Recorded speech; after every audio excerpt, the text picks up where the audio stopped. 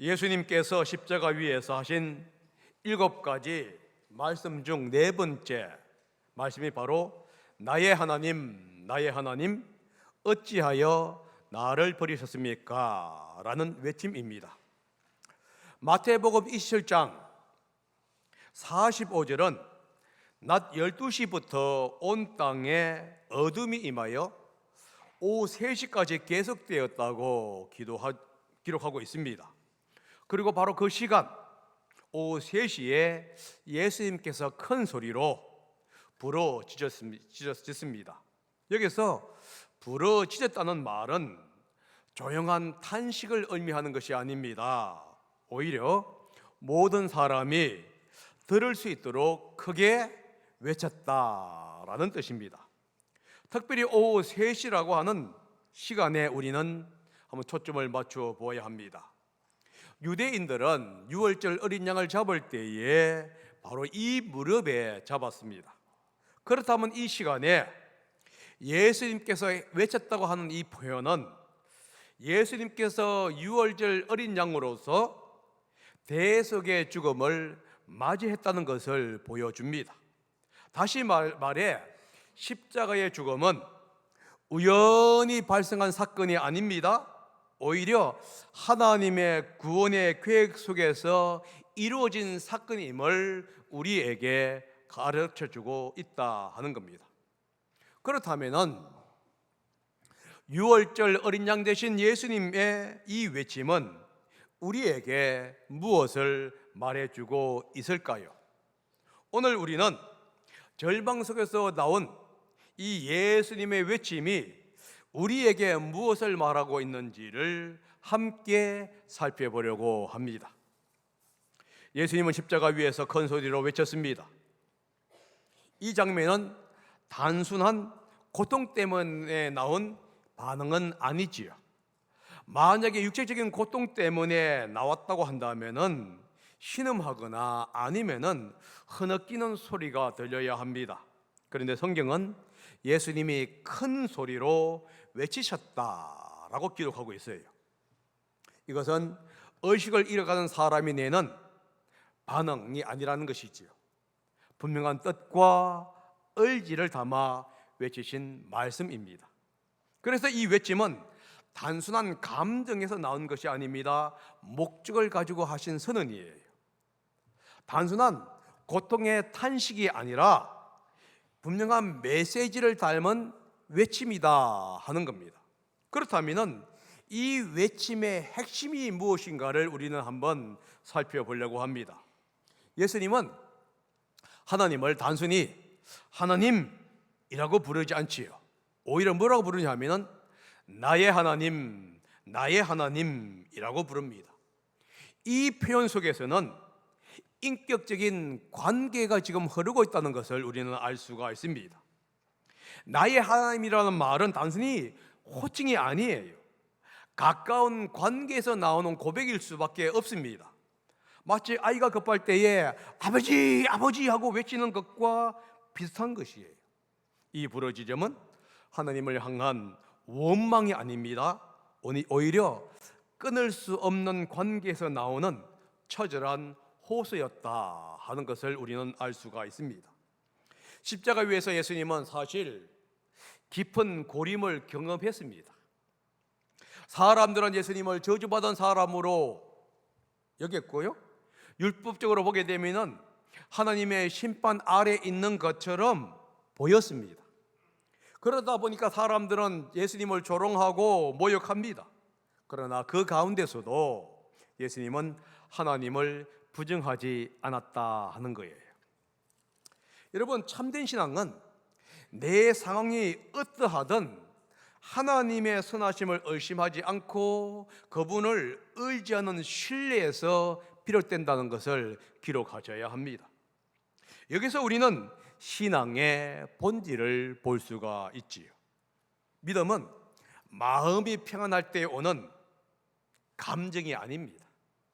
환경이 안정되고 평안할 때 오는 낙관적인 신뢰도 아니지요. 믿음은 하나님과의 관계를 붙드는 결단이에요. 이해되지 않는 상황 속에서 고난 속에서 하나님께 등을 돌리지 않겠다고 하는 태도, 이것이 바로 믿음이다 하는 겁니다. 우리는 기도가 응답되지 않을 때에 않는 것처럼 느낄 때가 있지요. 마치 하늘이 닫힌 것처럼 침묵을 경험할 때도 있습니다. 간절히 부르짖습니다. 그러나 아무 일도 일어나지 않는 것처럼 보일 때가 종종 있습니다. 그때 우리는 하나님이 나를 버리셨다라고 단정하곤 합니다.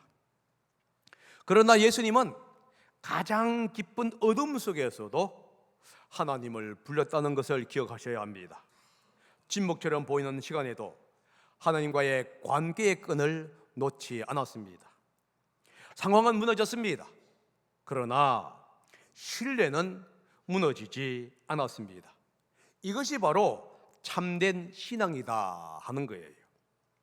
신앙은 설명되지 않아도 하나님을 부르는 것이에요. 이해되지 않아도 여전히 그분께 내가 속해 있음을 고백하는 것입니다. 빛이 보이지 않습니다. 그러나 하나님과의 손을 놓지 않는 것, 이것이 바로 신앙이라는 거예요. 그러므로 여러분, 예수님은 십자가 한가운데서도 나의 하나님이라고 부르셨다는 사실을 여러분 기억하시기 바랍니다. 그 고백이 있었기에 십자가는 패배가 아니라 구원의 길이 될 수가 있었습니다. 우리도 어떤 상황에 있든지 하나님을 향한 이 호칭, 나의 하나님이라고 부르는 이 부름을 잊지 말기를 바랍니다. 왜냐하면 그것이 믿음이기 때문에 그래요. 그리고 그 믿음이 우리를 끝까지 붙들어 줄 것입니다. 참된 신앙이 하나님을 향한 신뢰를 놓지 않는 것이라면 그 신뢰는 구체적으로 어떻게 표현되어야 할까요? 다시 말해서 신뢰를 놓지 않는다는 뜻은 무엇이냐 하는 것이에요. 그것은 하나님의 뜻을 묻는 행동으로 표현이 되지요. 예수님은 하나님과의 관계를 이제 붙드신 후에 이렇게 외쳤습니다. 어찌하여 나를 버리셨습니까? 여기서 우리는 중요한 단어 두 가지를 발견하게 되는데, 첫 번째가 뭐냐 하면은 어찌하여라는 것이에요. 두 번째는 뭡니까? 나를 버리셨습니까? 라는 단어입니다. 먼저 어찌하여를 봅니다. 이 단어는 단순한 어떤 감동이나 감탄 혹은 탄식이 아니에요. 지금 이유와 목적을 묻고 있는 질문입니다. 예수님은 지금 극심한 고통 속에 잠겨 있어요. 못의 복지는 아픔을 겪었습니다. 사람들의 조롱 가운데 있었어요. 그 속에서 예수님은 이 일이 왜 나에게 일어났는지, 그리고 그 안에 담긴 하나님의 뜻이 무엇인지를 지금 묻고 계셨다 하는 거예요. 이 점이 매우 중요합니다. 우리는 어려움이 닥치면 그 문제 자체에 사로잡히는 경향이 있지요. 경제적인 어려움이 오게 되면 해결책만 찾습니다. 사람과의 갈등이 생기게 되면 억울함을 풀려고 애쓰지요. 그리고 그 상황이 빨리 끝나기만을 우리는 고대합니다. 그래서 우리는 어떻게 기도합니까? 주님, 이 문제를 해결해 주십시오. 이 문제를 없애 주십시오 라고 기도합니다. 그러나 예수님은 십자가를 없애달라고 기도하지 않았다는 사실을 우리는 기억해야만 합니다. 그 길을 피하게 해달라고도 기도하지 않았습니다. 대신 그 의미와 뜻이 무엇인지를 알려달라고 지금 주님께 기도하고 있는 것이에요. 사랑하는 여러분, 고통의 순간은 단순히 피해야 할 장애물이 아닙니다. 하나님의 뜻을 찾는 자리라는 사실을 기억하셔야 합니다. 여러분들이 오늘 경험하는 많은 어려움이 있습니다. 사실 경제적인 것도 있을 것이고 여러 가지 것들이 있을 것입니다. 그럴 때 여러분 이렇게 기도해 보시겠습니까? 주님, 왜 이런 일이 나에게 발생했습니까? 이 기도는 불평이 될 수도 있어요. 그러나 믿음 안에서 이 기도는, 이 질문은요, 하나님의 계획을 묻는 기도일 수도 있다는 거예요. 우리는 고난의 무게보다도 그 안에서 이루고자 하시는 하나님의 뜻과 목적을 물어보아야 하는 거예요. 십자가는 우연히 일어난 사건이 아닙니다. 하나님의 구원 계획 속에서 계획되어졌던 사건이에요. 그래서 예수님의 질문은 원망이 아닙니다. 예수님의 질문은 구원의 계획을 향한 하나님의 뜻을 지금 묻고 있는 것이에요. 예수님은 어찌하여 나를 버리셨습니까? 라고 질문한 이유가 무엇인지 아십니까? 죄 때문이에요. 죄는 하나님과 인간 사이를 갈라놓습니다. 죄는 단순히 한 실수나 어떤 잘못을 얘기하는 게 아니에요. 죄는 하나님과의 관계를 깨어드리는 단절을 의미합니다. 이사야서 59장 1절과 2절은 이렇게 기록되어 있습니다. 한번 읽어봅니다. 시작. 주님의 손이 짧아서 구원하지 못하는 것도 아니고 주님의 귀가 어두워서 듣지 못하는 것도 아니다. 오직 너희 죄악이 너희와 너희의 하나님 사이를 갈라놓았고 너희의 죄 때문에 주님께서 너희에게서 얼굴을 돌리셔서 너희의 말을 듣지 않으실 뿐이다. 너희의 죄악이 하나님과 사람 너희 사이를 갈라놓았다. 너희의 죄가 하나님으로 하여금 얼굴을 돌리게 했고 너희 말을 듣지 않게 했다. 이 말은 무슨 뜻인가요? 죄가 단절을 가져왔다, 이런 뜻입니다. 당시 이스라엘은 외세의 침략과 압박 속에 있었습니다. 그래서 하나님께 도움을 달라고 간청했던 거예요. 그러나 하나님의 응답은 늦어지고 도저히 하나님의 응답은 보이지를 않습니다. 그래서 그 이유를 물어보는 거예요. 주님, 무엇이 문제입니까? 그럴 때 하나님은 대답합니다. 하나님의 능력이 부족해서가 아니라 죄로 인해서 너희와 나와의 관계가 끊어졌기 때문에 내가 더 이상 너와는 관계가 없다, 이 말씀을 지금 하고 있는 것이에요. 예수님이 십자가를 지신 이유가 바로 여기에 있지요. 인간이 만들어 놓은 간격을 메우기 위해서입니다. 하나님과 사람 사이 놓인 장벽을 허물기 위해서 예수님은 십자가에서 돌아가셨다 하는 겁니다. 이 간격을 메우고자, 이 벽을 허물고자 십자가에서 그분은 돌아가신 것이에요. 두 번째 중요한 단어가 있습니다. 버리셨습니까? 라고 하는 용어예요. 이 동사는 단절을 의미하는 단어입니다. 그런데 헬라어에서는 단 한 번의 사건을 이제 가리키는 에오리스토라고 하는 시제를 사용합니다. 이것은 계속된 어떤 폭이나 단절을 의미하는 것이 아니라 구속의 역사 속에서 일어난 단 한 번의 사건을 이야기할 때에 이 에오리스토라고 하는 용어를 사용하는데요. 이 용어는 의문이 뭐냐? 예수님은 영원히 버림받는 분이 아니라는 것을 얘기해요. 우리의 죄를, 우리를 구원하기 위해서 그 순간에 버림받은 사건을 지금 묘사하고 있습니다. 이 짧은 단절의 경험이 우리에게 영원한 화목이 되었다 하는 거예요. 예수님이 십자가에 달리셨기 때문에 우리는 그 자리에 서지 않아도 되는 거예요. 예수님이 십자가를 감당했기 때문에 우리는 하나님께 나아갈 수 있는 길을 열어 놓았습니다. 고난의 자리에서 우리는 이렇게 물을 수 있지요. 왜 나입니까? 왜 나여야 합니까? 여러분 종종 이렇게 질문하지 않습니까? 여러분의 삶이 어렵고 고통 가운데 있을 때에 왜 나만 이렇게 고통을 당합니까? 다른 사람은 다 잘 되는 것 같은데 왜 유독 하나님 나만 지복해서 이렇게 고통 가운데 있습니까? 다른 사람의 기도는 들어주시면서 왜 내 기도는 들어주지 않습니까? 라고 여러분 질문한 적은 있지 않는가요? 그럴 때 하나님은 십자가에서 이렇게 얘기합니다. 이유는 너를 구원하기 위해서다. 너의 유익을 위해서다 라고 주님께서는 말씀하고 있다 하는 겁니다. 절망의 순간에도 믿음은요 침묵하지 않습니다. 원망으로 묻어지지 않는 것이에요. 대신 하나님께 이유를 묻고 그분의 뜻을 찾는 것, 이것이 바로 믿음입니다. 하나님의 뜻을 찾는 질문이 우리를 성숙하게 만듭니다. 그리고 그 질문이 우리를 더 깊은 신뢰로 이끌 수 있다는 사실을 기억하셔야 합니다. 예수님의 일시적인 질문이 간절히 우리에게는 영원한 관계의 회복으로 지금 이끌었습니다.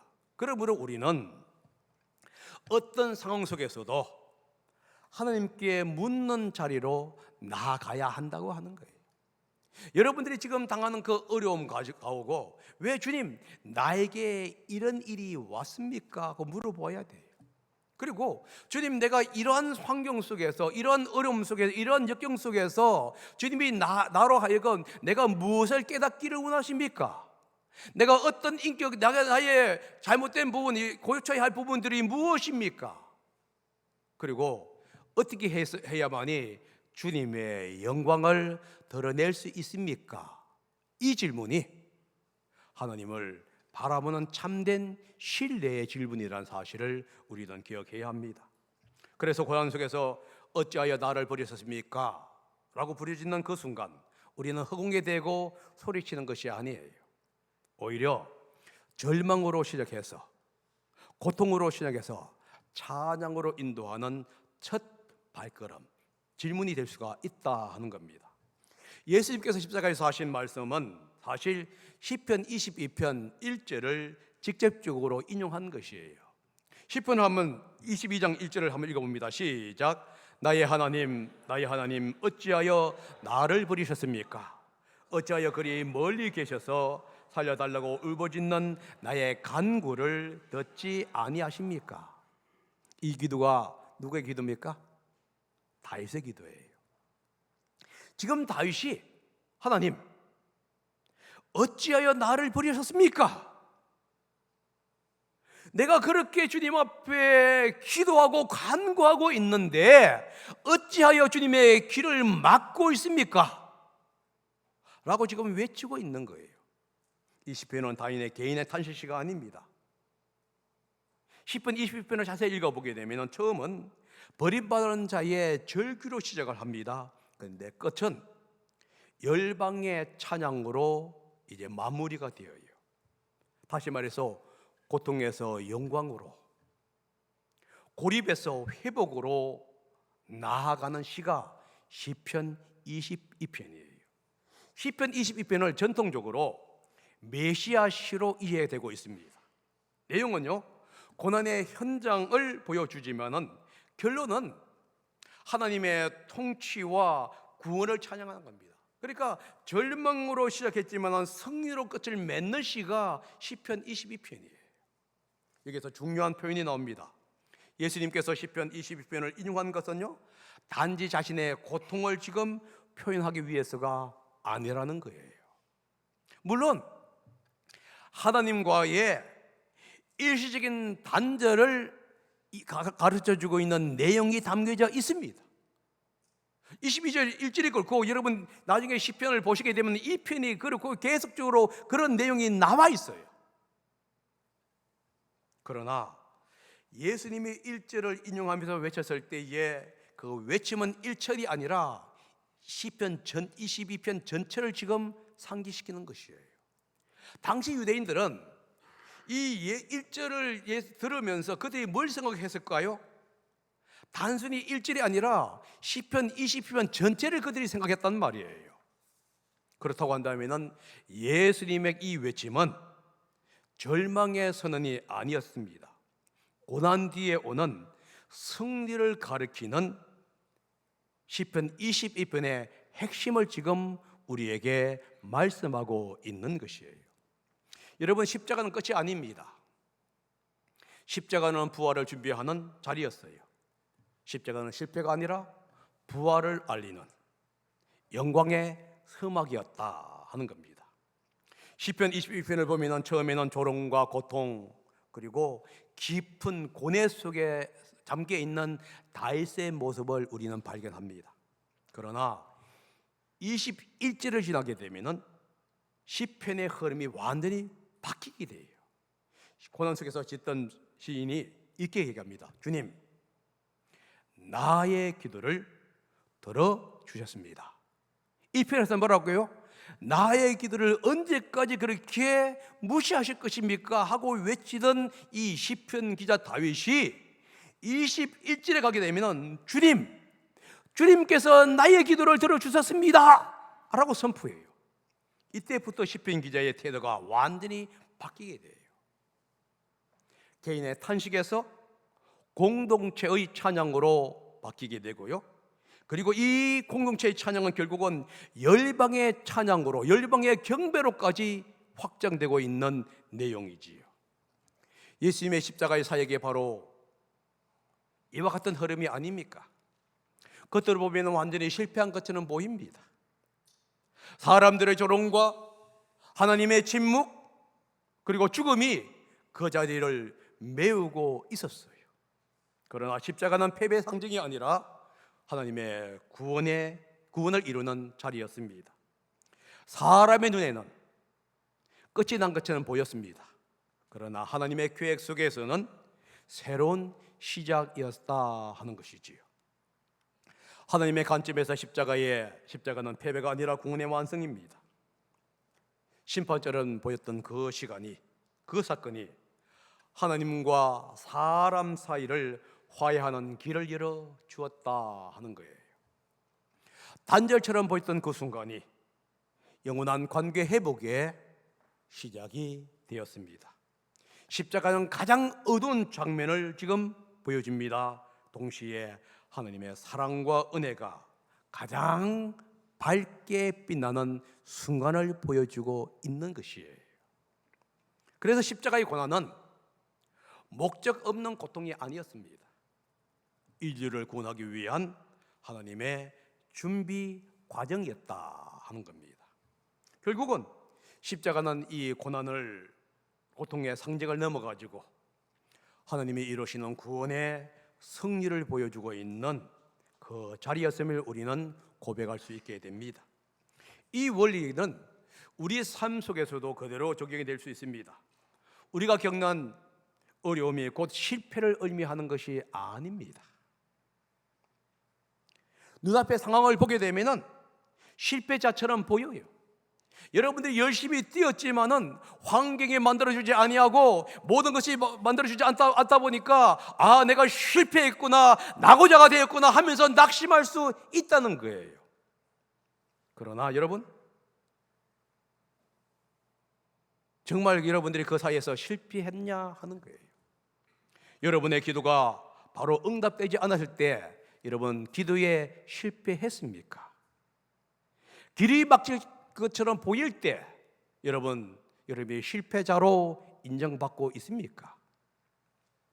그러나 여러분 십자가의 관점을 보게 되면은 하나님은 그 고난을 통해서, 그 역경을 통해서 여러분에게 더 큰 일을 지금 준비하고 있다는 사실을 여러분 믿으셔야 하는 거예요. 그러므로 우리는 현재의 아픔에만 매몰되어서는 안 됩니다. 하나님께서 우리에게 고난을 주신 이유와 목적을 물었듯이, 예수님께서 이 자신에게 주어진 고난과 이유를 물었듯이 우리도 하나님께 한번 물어봐야 합니다. 주님, 이 시간에 내가 무엇을 해야 합니까? 이 과정을 통해서 주님은 나를 어떻게 성숙으로 이끌기를 원하십니까? 하고 질문해 보아야 합니다. 고난은 끝이 아니지요. 하나님의 손 안에서 승리를 준비하는 기간입니다. 씨앗이 땅에 떨어져서 묻히는 시간이 없으면은 열매를 맺지 못합니다. 겨울이 지나지 아니하면은 봄은 오지 않아요. 십자가 없었다고 한다면은 부활도 없습니다. 사랑하는 성도 여러분, 우리가 지나가는 이 시간이 지금은 이해되지 않을 수도 있습니다.